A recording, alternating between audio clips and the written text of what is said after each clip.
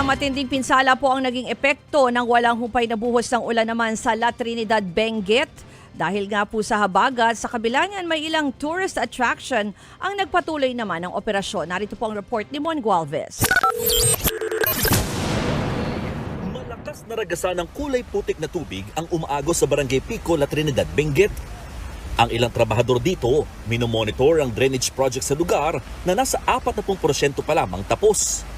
Kaya hindi pa rin ito kinakaya ang malaking volume ng tubig bunsod ng walang tigil na ulang dulot ng habagat.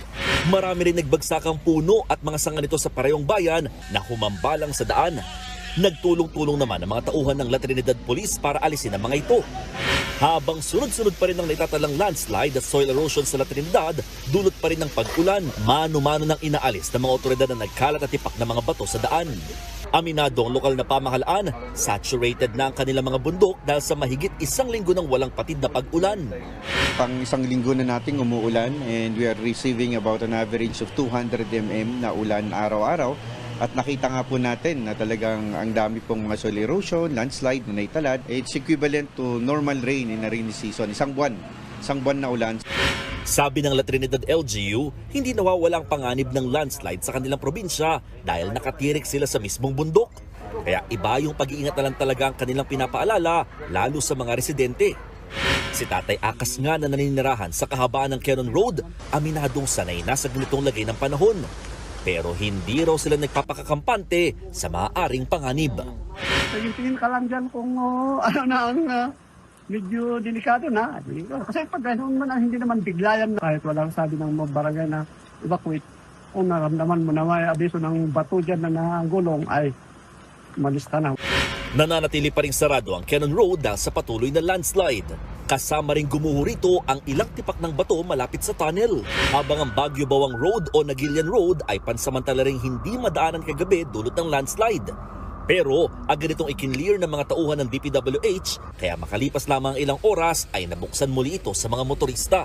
Passable naman sa Marcos Highway pero iba yung pag-iingat ang kailangan dahil madalas itong nababalot ng makapal na hamog. Madalas ding mag-zero visibility sa ilang sikat na pasyalan sa Baguio City gaya ng Burnham Park. Matindi rin kasi ang fog na bumabalot dito pero hindi nito napigil ang ilang turistang tinuloy pa rin ang pamamasyal sa lugar.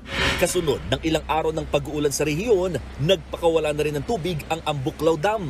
Binuksan na ang lahat ng 8 gates nito lalo't malapit nang maabot ng tubig ang maximum critical level na 752 meters. Pinag-iingat na ng mga otoridad ang mga residenteng naninirahan sa mga mababang lugar dahil sa epekto ng pagpapakawala ng tubig mula sa dam.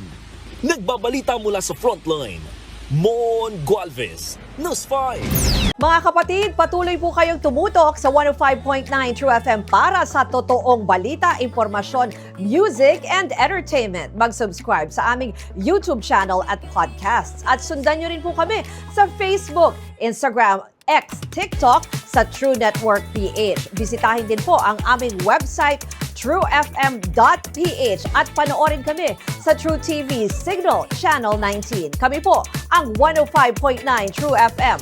Laging true sa'yo, kapatid.